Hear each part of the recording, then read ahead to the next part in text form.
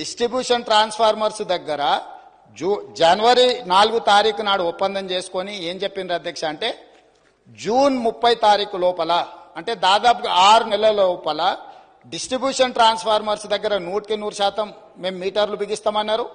అదేవిధంగా 500 యూనిట్లు కానీ 200 యూనిట్లు వాడుకునే వాళ్లకు 31 డిసెంబర్ 2018 అదేవిధంగా 31 డిసెంబర్ 2019 అంటే 100% గృహ వినియోగదారులకు అదేవిధంగా వ్యవసాయ డిస్ట్రిబ్యూషన్స్ ఉన్న దగ్గర మేము మీటర్లు పెడతామని ఒప్పందాలు చేసి సంతకాలు చేశారు అధ్యక్ష.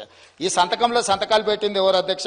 ఆ పేర్లు కూడా నేను చెప్తా అధ్యక్ష, ఎందుకంటే ఈ రికార్డులను సవరించాల్సిన బాధ్యత అంటే అబద్ధాలను ఈ రికార్డులో ఉంటే రేపు భవిష్యత్తులో కొత్తగా వచ్చే ఎమ్మెల్యేలు ఇదంతా నిజం అనుకునే ప్రమాదం ఉంది.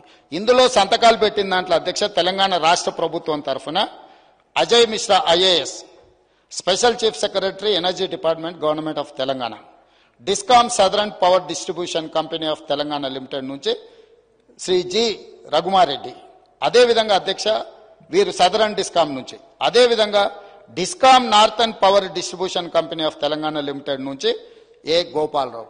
ఈ అధికారులు కేంద్ర ప్రభుత్వంతో ఒప్పందం చేసి ఈ సంతకాలు పెట్టి అన్ని దగ్గరలో మీటర్లు పెడతామని చెప్పిన మాట వాస్తవం అధ్యక్ష.